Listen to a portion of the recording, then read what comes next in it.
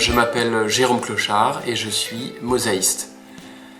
J'ai acquis ma formation et mon savoir-faire d'abord dans un centre plus orienté bâtiment avec un CAP de carreleur mosaïste, et ensuite j'ai suivi des stages plus courts de formation à la mosaïque en France et en Italie. La spécialité de mon atelier est la création, la décoration et la restauration de mosaïques anciennes.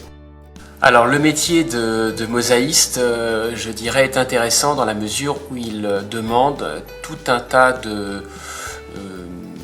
qualités, de savoir-faire très différents et complémentaires.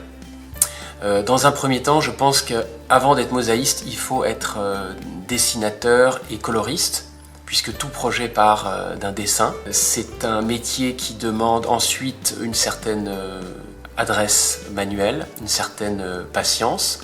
Mais je pense que cette patience arrive facilement avec la passion. Donc le travail que vous voyez en ce moment est un travail de restauration d'une mosaïque années 20 de sol, une mosaïque de pavement, donc qui était fortement détériorée avec un décalage de hauteur et qu'il était difficile de restaurer sur place. J'ai procédé à une dépose de cette mosaïque qui consiste à, avant quoi que ce soit, de créer un calque, c'est-à-dire une copie de la mosaïque à la tesselle près.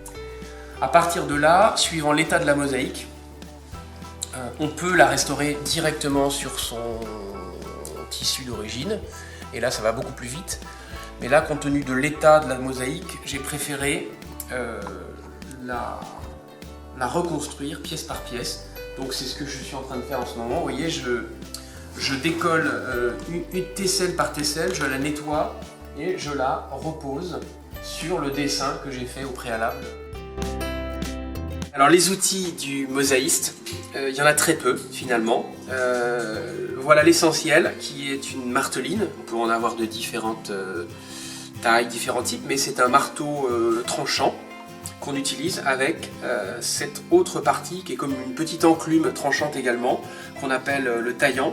Et on va pouvoir retailler indéfiniment de façon à faire des choses très fines. Vous voyez, on peut arriver très facilement à des tesselles de la taille de...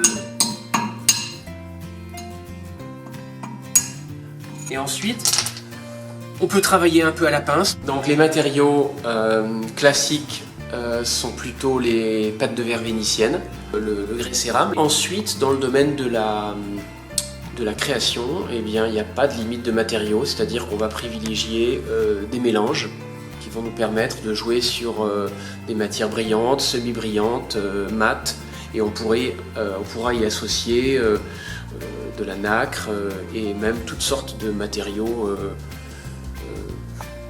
je dirais pas hétéroclites, mais on peut imaginer des mosaïques avec je sais pas, du bois flotté, avec des pierres de toute nature, des objets recyclés. Enfin, il n'y a pas de... En création, on peut aller très très loin dans l'utilisation des matériaux.